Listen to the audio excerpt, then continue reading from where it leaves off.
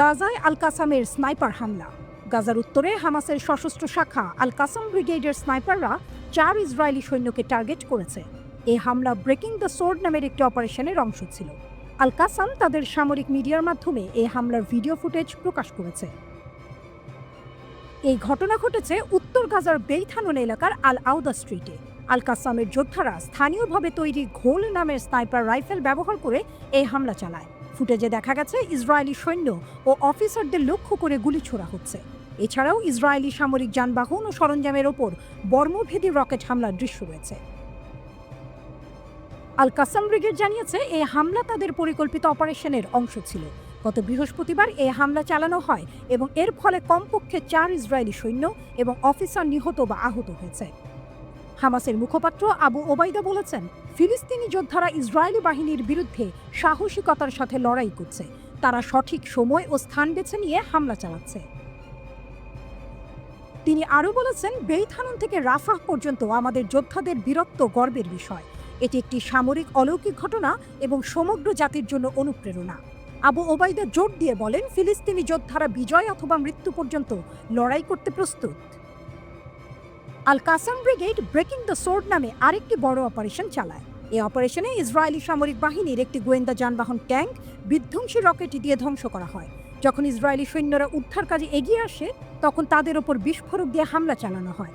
এছাড়া আল কাসাম ইসরায়েলের একটি সামরিক ক্যাম্পে 4টি আরপিজি রকেট এবং মর্টার হামলা চালায়। গাজা সিটির আল তুফা এলাকায় ইসরায়েলি সৈন্যদের যানবাহনেও হামলা চালানো হয়েছে, যার ভিডিও প্রকাশ করা হয়েছে।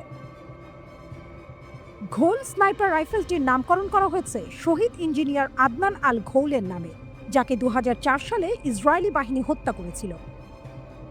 ঘোল রাইফেলের ইতিহাস।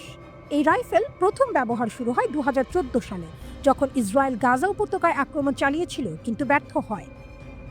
এই অস্ত্রটি ফিলিস্তিনি প্রতিরোধের অস্ত্র উৎপাদন ক্ষমতার একটি বড় অগ্রগতি হিসেবে দেখা হয়। 2014 সালে আমেরিকার দ্য ওয়াশিংটন পোস্ট একটি প্রতিবেদন প্রকাশ করে।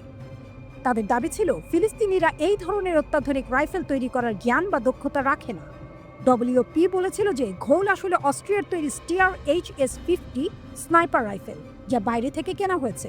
যদিও ঘোল রাইফেলটি স্টিয়ার HS-50 এর মতো দেখতে, কিন্তু আল কাসাম স্পষ্ট বলেছে যে এটি তাদের নিজস্ব তৈরি। ডব্লিউপি বা অন্য কোনো পশ্চিমা মিডিয়া এই রাইফেলটি যে ফিলিস্তিনিরা তৈরি করেনি তার কোনো শক্ত প্রমাণ দিতে পারেনি। বিশেষজ্ঞ চার্লস লিস্টার ডব্লিউপিকে বলেছিলেন, হামাসের দাবি মিথ্যা, এটি নিশ্চিতভাবে স্টিয়ার HS-50 রাইফেল। পশ্চিমা বিশ্লেষকরা দাবি করেছিলেন যে হামাস সম্ভবত কালোবাজার থেকে এই রাইফেল কিনেছে ফিলিস্তিনিদের প্রযুক্তিগত সক্ষমতাকে ছোট করে দেখানোর জন্য।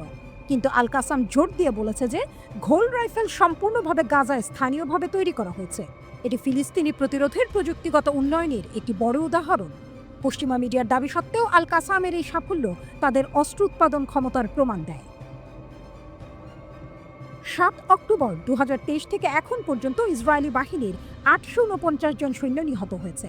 এর মধ্যে 412 জন সৈন্য গাজা ইসরায়েলের স্থল অভিযানের সময় মারা গেছে। হামাস বলছে তারা শক্তিশালী ইসরায়েলি বাহিনীর বিরুদ্ধে লড়াই চালিয়ে যাবে।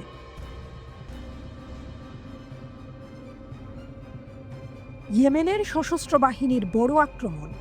ইসরায়েলি ঘাঁটি ও মার্কিন যুদ্ধজাহাজ লক্ষ্যবস্তু। ইয়েমেনের সশস্ত্র বাহিনী YAF মাত্র একদিনে 4টি বড় সামরিক অভিযান চালিয়েছে। তারা ইসরায়েলের 3টি গুরুত্বপূর্ণ স্থান এবং লোহিত সাগরে থাকা একটি মার্কিন যুদ্ধজাহাজকে লক্ষ্য করে এই হামলা চালায়। ড্রোন হামলার বিস্তারিত। ইয়েমেনি বাহিনী 2টি ড্রোন দিয়ে ইসরায়েলের 2টি জায়গায় একসাথে হামলা চালায়। প্রথম ড্রোনটি ইসরায়েলের দখলকৃত ইয়াফা শহরের একটি গুরুত্বপূর্ণ স্থান লক্ষ্য করে। দ্বিতীয় ড্রোনটি দখলকৃত আসকালান শহরের একটি গুরুত্বপূর্ণ লক্ষ্যবস্তুতে আঘাত করে। ইয়েমেনের সশস্ত্র বাহিনীর মুখপাত্র ব্রিগেডিয়ার জেনারেল ইয়াহিয়া সারি বলেছেন, গাজায় ইসরায়েলের গণহত্যার বিরুদ্ধে ফিলিস্তিনিদের সমর্থনে এই হামলা চালানো হয়েছে। মার্কিন যুদ্ধজাহাজকে টার্গেট করে হামলা। ইয়েমেনি বাহিনী আরও কয়েকটি ড্রোন ব্যবহার করে উত্তর লোহিত সাগরে মার্কিন যুদ্ধজাহাজের ওপর হামলা চালিয়েছে। বিশেষ করে তারা মার্কিন বিমানবাহী বাহক USS ট্রুম্যানকে টার্গেট করেছিল। ইয়েমেনি বিদ্রোহীরা বলছে, আমেরিকা প্রতিদিন যে আক্রমণ চালাচ্ছে তার জবাবে এই হামলা। হাইপারসনিক ক্ষেপণাস্ত্র হামলা। শনিবার সকালে ইয়েমেনি বাহিনী ইসরায়েলের নেভাতিম বিমান ঘাঁটিতে প্যালেস্টাইন 2 হাইপারসনিক ক্ষেপণাস্ত্র দিয়ে হামলা চালায়।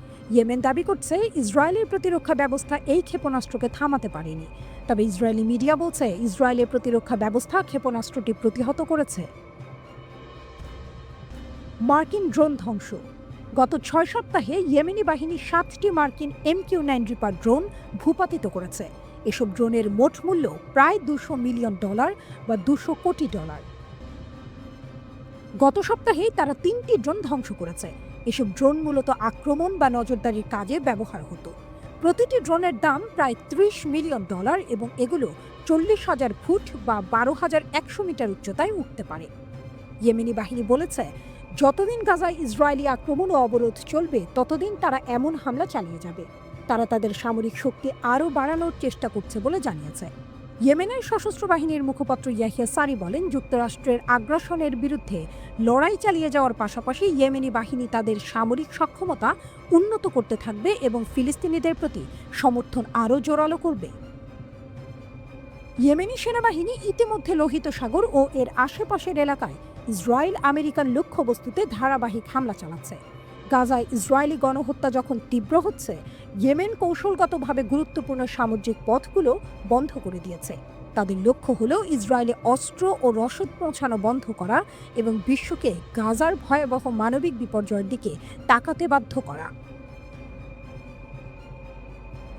2023 সালের 7 অক্টোবর ফিলিস্তিনি গেরিলারা ইসরায়েলে বড় হামলা চালায়। এর জবাবে ইসরায়েল গাজায় ভয়াবহ যুদ্ধ শুরু করে। সেই সময় থেকে ইয়েমেন প্রকাশ্যে ফিলিস্তিনিদের পক্ষে দাঁড়িয়েছে এবং ইসরায়েলি আগ্রাসনের বিরুদ্ধে লড়াই করছে। ইয়েমেনি সশস্ত্র বাহিনী বারবার বলেছে, ফিলিস্তিনিদের মুক্তির লড়াইয়ে আমরা পূর্ণ সমর্থন দেব। ইসরায়েলি হামলা যতদিন চলবে, আমাদের সামরিক জবাবও ততদিন চলবে।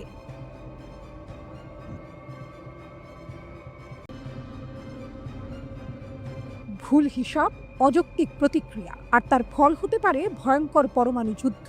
সম্প্রতি প্রকাশিত একটি গোপন মার্কিন প্রতিবেদনে সতর্ক করে বলা হয়েছে, ভারত ও পাকিস্তানের মধ্যে সাধারণ যুদ্ধও যদি শুরু হয়, সেটি এক পর্যায়ে পরমাণু যুদ্ধের দিকে গড়াতে পারে যদি সেখানে কোনো অযৌক্তিক প্রতিক্রিয়া বা ভুল হিসাব নিকাশ ঘটে। এই প্রতিবেদনটি সামনে আসে এমন এক সময়ে যখন পহেলগাম হামলার পর পুরো ভারত ক্ষোভে ফুঁসছে। আর ঠিক এই মুহূর্তেই প্রকাশ পায় 1980 ও 1990-এর দশকে তৈরি একটি মার্কিন গোয়েন্দা প্রতিবেদন।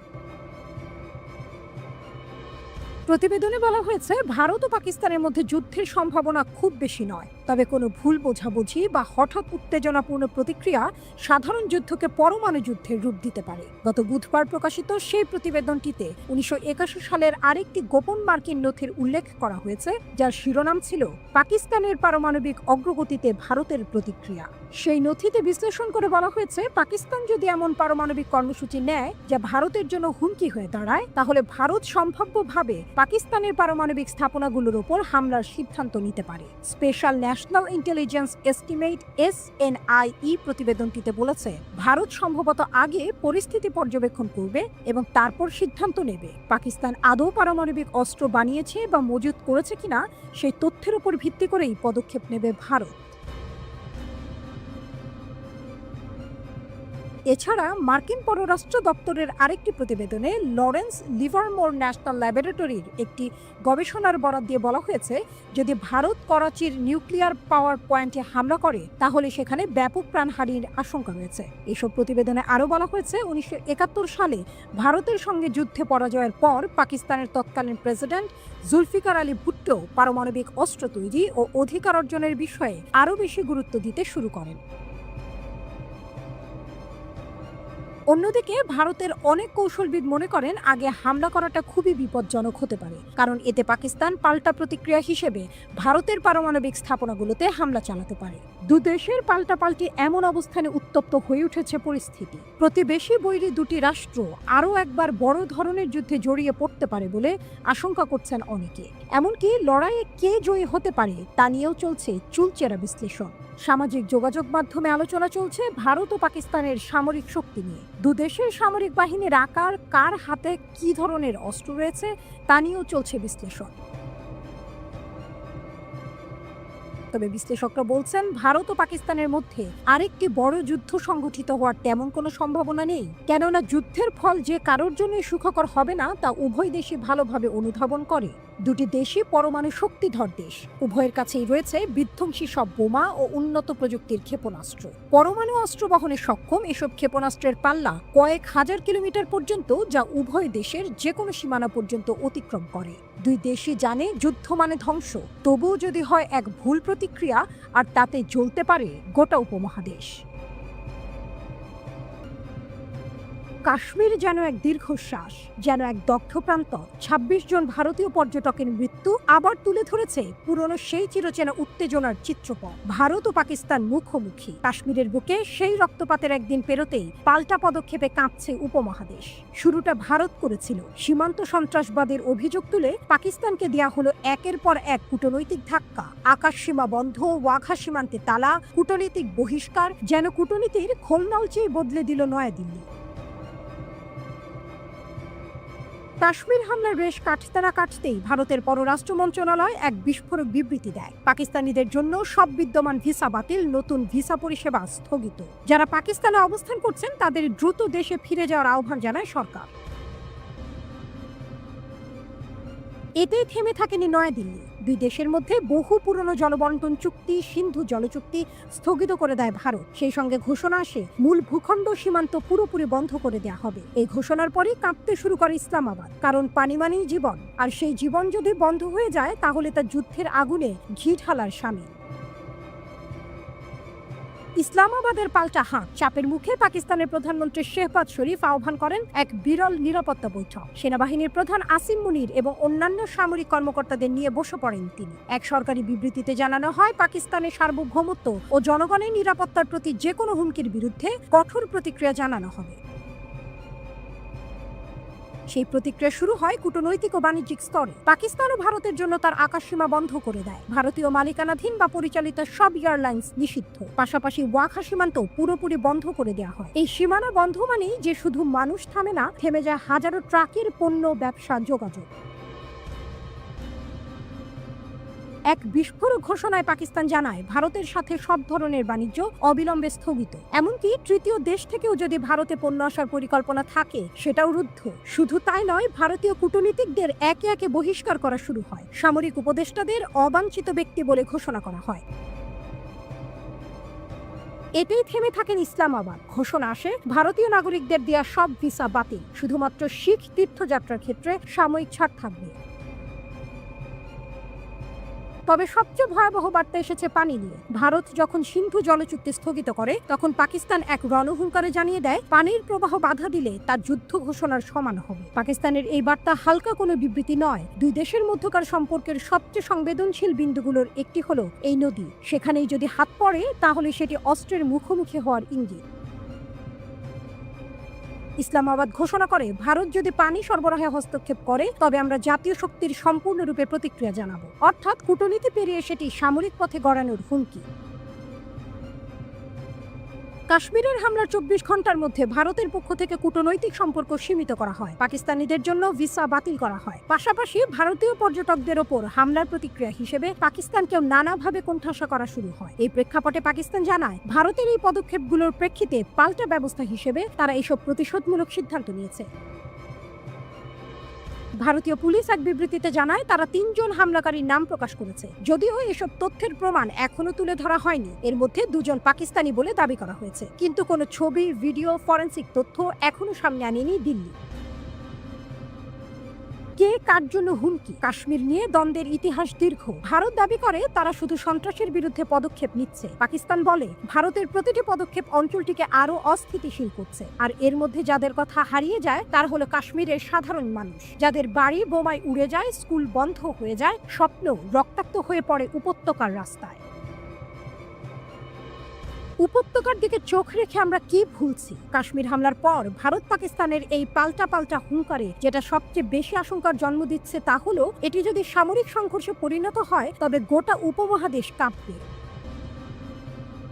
পারমাণবিক শক্তিধর দুটি দেশের মধ্যে যখন কূটনৈতিক সম্পর্ক ছিন্ন হওয়ার পথে, সীমান্তে সেনা মোতায়েন বাড়ছে আর পানি নিয়ে হুমকি ধামকি, তখন কেবল প্রশ্ন জাগে, উপমহাদেশ কি এক নতুন যুদ্ধের দ্বারপ্রান্তে? কাশ্মীর আবার ইতিহাসের কেন্দ্রবিন্দুতে, আবারও রক্ত, অশ্রু আর আতঙ্কের নগ্ন বাস্তবতা। শান্তি যেন শুধুই অপেক্ষার নাম, আর কাশ্মীর তার মাঝখানে দাঁড়িয়ে একজন বন্দী দর্শক, যেন নিজের ভবিষ্যতের জন্য নিজেই কিছু বলতে পারে না। এ যেন এক দীর্ঘশ্বাস, যেটা প্রতিবারই শুরু হয় রক্তপাত দিয়ে, কিন্তু শেষ হয় না কখনো। চরম উত্তেজনার মধ্যে ভারত ও পাকিস্তানের মধ্যে যুদ্ধের আশঙ্কা আরও ঘনীভূত হচ্ছে। দুই দেশই সীমান্তে সেনাবাহিনী, ট্যাঙ্ক ও যুদ্ধ বিমান মোতায়েন করছে। এর মধ্যেই ভারতীয় নৌবাহিনী একটি মিসাইল ধ্বংসের পরীক্ষা চালিয়েছে। অন্যদিকে ভারতের সাম্প্রতিক পদক্ষেপের জবাবে গতকাল পাকিস্তানও কড়া পাল্টা পদক্ষেপের ঘোষণা দিয়েছে। তাদের এই ঘোষণায় বলা হয়েছে, ভারতের সঙ্গে দ্বিপক্ষীয় বাণিজ্য বন্ধ করা হবে এবং পাকিস্তানের আকাশসীমা ভারতের জন্য বন্ধ থাকবে। Report BBC, New York Times, Anandabazar Patrika, NDTV, Dawn, India Today, Times of India, the Hindu অবলম্বনে। সর্বশেষ খবরে জানা গেছে, ভারতের 5 দফা পদক্ষেপের জবাবে পাকিস্তানও পাল্টা পদক্ষেপ ঘোষণা করেছে। প্রধানমন্ত্রী শাহবাজ শরীফের নেতৃত্বে পাকিস্তানের জাতীয় নিরাপত্তা কমিটির বৈঠক থেকে জানানো হয়, ভারতের সঙ্গে সব ধরনের দ্বিপক্ষীয় বাণিজ্য বন্ধ করা হলো। ভারতের বিমানকে পাকিস্তানের আকাশসীমা ব্যবহার করতে দেয়া হবে না। পাশাপাশি ভারতীয় নাগরিকদের পাকিস্তানে যাওয়ার সব ভিসা বাতিল করা হয়েছে, তবে শিখ ধর্মাবলম্বীদের জন্য বিশেষ ছাড় দেওয়া হবে। এনএসসি ভারতের প্রতি হুঁশিয়ারি উচ্চারণ করে বলেছে, পাকিস্তানের জন্য নির্ধারিত পানির প্রবাহ যদি ভারত একতরফাভাবে বন্ধ করে দেয় বা অন্যদিকে ঘুরিয়ে দেয়, তাহলে সেটিকে সরাসরি যুদ্ধ ঘোষণা হিসেবে ধরা হবে। খবরে আরো বলা হয়েছে, পাকিস্তান ভারতীয় নাগরিকদের দেয়া সব সার্ক ভিসা বাতিল করেছে এবং পাকিস্তানে অবস্থানরত ভারতীয়দের 48 ঘন্টার মধ্যে দেশ ছাড়ার নির্দেশ দিয়েছে। পাকিস্তান আরও জানায়, ইসলামাবাদে ভারতীয় হাইকমিশনে কর্মরত প্রতিরক্ষা, নৌ ও বিমান বাহিনীর কর্মকর্তাদের অবাঞ্ছিত ব্যক্তি হিসেবে ঘোষণা করা হয়েছে এবং তাদের দ্রুত পাকিস্তান ছাড়তে বলা হয়েছে। সেই সঙ্গে তাদের সহকারী কর্মীদেরও ভারতে ফিরে যাওয়ার নির্দেশ দেওয়া হয়েছে। পাকিস্তান বলেছে, ভারতীয় হাইকমিশনের কর্মকর্তার সংখ্যা 30-এ নামিয়ে আনতে হবে এবং সেটা করতে হবে 30 এপ্রিলের মধ্যে। তৃতীয় কোনো দেশের সঙ্গে ভারতের যে কোনো বাণিজ্য যদি পাকিস্তান দিয়ে থাকে, সেটাও স্থগিত থাকবে। এই উত্তপ্ত পরিস্থিতির মধ্যে দুই দেশের সীমান্তে সেনা মোতায়েন চলছে। সীমান্ত বরাবর বিপুল সংখ্যক সৈন্য, ট্যাঙ্ক, যুদ্ধ বিমান ও ক্ষেপণাস্ত্র মোতায়েন করেছে উভয় পক্ষ। পাকিস্তান বিমান বাহিনী ভারত সীমান্ত ঘেঁষা বিভিন্ন ঘাঁটিতে নজরদারি ও হামলাকারী ড্রোন মোতায়েন করেছে। বিশেষভাবে উল্লেখযোগ্য, লাহোরের কাছে মুরিদ ঘাঁটিতে তুরস্ক থেকে কেনা বাইরাক্তার TB2 ড্রোনগুলো মোতায়েন করা হয়েছে। সাথে সাথে পাকিস্তান নিয়ন্ত্রণ রেখা বরাবর উচ্চ সতর্কতা জারি করেছে। সেখানকার বাংকারগুলোতে সেনারা অবস্থান নিয়েছে। ভারতীয় সূত্রের দাবি, সীমান্ত সংলগ্ন এলাকায় পাকিস্তানের সেনা মোতায়েনের বিষয়টি প্রমাণ করেছে বিমান ট্র্যাকিং ওয়েবসাইট ফ্লাইট রাডার 24 এর স্ক্রিনশট। সেসব স্ক্রিনশট সোশ্যাল মিডিয়ায় ছড়িয়ে দিয়েছে নেটিজেনরা। তাদের দাবি অনুযায়ী, পহেলগামের ঘটনার পর করাচি বিমান ঘাঁটি থেকে একের পর এক বিমান লাহোর ও লাওয়ারপিন্ডির থেকে মোতায়েন করেছে পাকিস্তান। PAF 198 এবং লকহিড C-130E হারকিউলিস পরিবহন বিমানগুলো দক্ষিণ থেকে রাওয়ালপিন্ডির ঘাঁটিতে সেনা ও সরঞ্জাম নিয়ে গেছে। এছাড়াও ছোট আকৃতির জেট বিমান PAF 101 এবং এমব্রায়াল ফেনম 100 সেখানকার আকাশে নজরদারি চালাচ্ছে।